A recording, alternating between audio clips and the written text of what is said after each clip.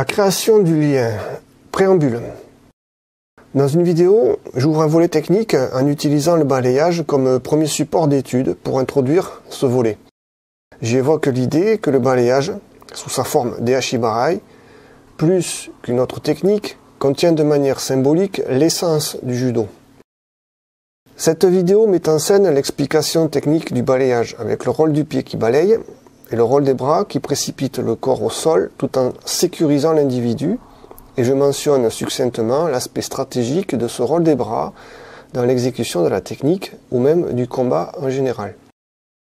Donc je mets un extrait de cette vidéo dans la description de cet enregistrement audio et je vous invite à aller voir cet extrait vidéo. C'est un éducatif à la chute sur le balayage. L'essence du judo, l'essence en un seul mot. L'essence du judo, dans sa composante physique, pour schématiser, réside dans cette capacité à établir un lien physique et pour ainsi dire textile, si ce n'est tactile, ou ici textuel. Mais comme on le sait, ou on l'apprendra, le judo n'a pas qu'une composante physique ou technique, mais propose des composantes morales et intellectuelles, et surtout sociales. L'enjeu, dans un premier temps, de la pratique physique est de saisir, ou de bien saisir, avant d'être saisi soi-même, pour prendre l'avantage et garder la maîtrise sur soi. Le contexte étant posé, on peut comprendre facilement que la meilleure façon de saisir l'agresseur, ou le partenaire, est de prendre ce qu'il nous propose en premier lieu, c'est-à-dire l'objet de son agression, ou de sa proposition, autrement dit, ses petites quenottes et ce qui s'y rattache, puisque le jeu interdit de mordre. Jeu de main, jeu de malin. Ma réflexion ici n'est pas d'analyser les situations de combat qui permettent à un judoka de prendre le dessus sur son vis-à-vis. Elle souligne et définit comment la relation ne peut évoluer sans l'établissement d'une communication physique. Elle s'exprime par une forme de préhension manuelle dont le judo propose tout un répertoire détaillé selon un alphabet qui lui est spécifique. Le jeu va alors consister à être le premier en bonne position de kumikata, et donc de saisie, sachant que pour cela, les combattants ou partenaires vont engager leur intégrité en mobilisant leurs mains et donc leurs bras, entre autres. Dehashi-Barai, qui se traduit par le balayage du pied qui est devant, est la première technique dans la progression japonaise, le Gokyo, du Kodokan, est classée parmi les techniques Hashiwaza, autrement dit, technique de jambes. Mais qu'en est-il des mains alors? La prise de judo.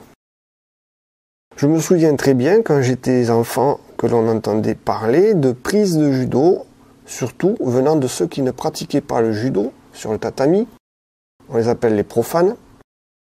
Je le pratiquais et pourtant je considérais Dehashi-Barai comme une vulgaire prise de judo, surnommée vulgairement en français le balayage.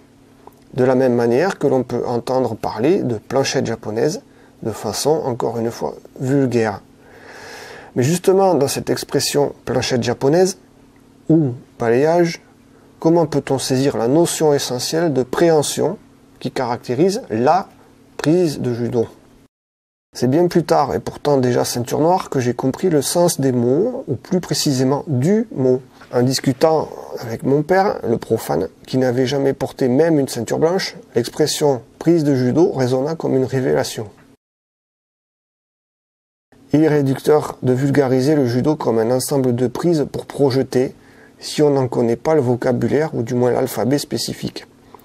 Chaque bout de tissu qui compose le judo-gi dans son ensemble en dessous de la ceinture, y compris, n'en déplaise aux règles sportives actuelles, impliquera une action spécifique pour un résultat spécifique. La toile et son réseau de fibres communiquent les forces selon les actions et réactions qui en parcourent ces réseaux filaires. Une corde tendue nécessite deux forces qui s'opposent et donc deux points de fixation différents. La prise de toile ou fixation d'un point n'est qu'une étape dans la réalisation de la technique ou des différentes solutions possibles. Pour en revenir au balayage, si on s'en tient à sa traduction littérale, la prise se ferait donc avec le pied, puisqu'il balaye le pied de devant.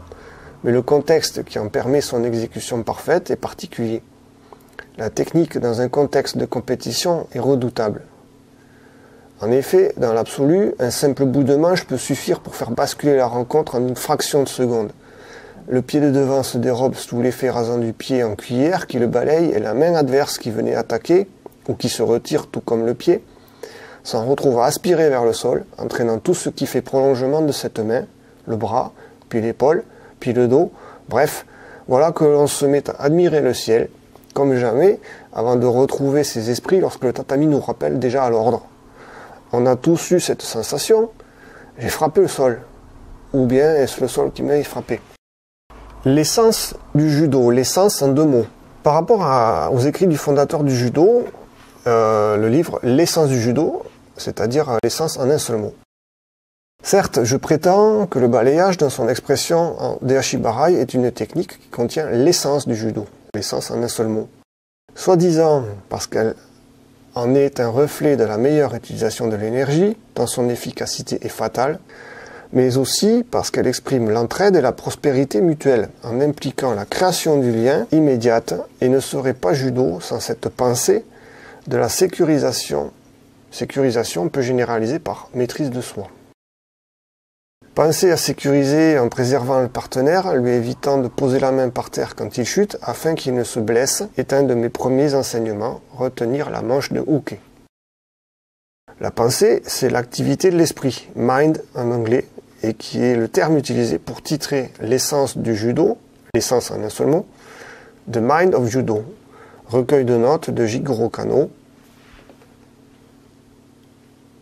Esprit, pensée, essence, voici donc la composante intellectuelle, morale et sociale qui est sous-entendue, donc, dans ce simple lien de la manche, rassurant pour celui qui a chu.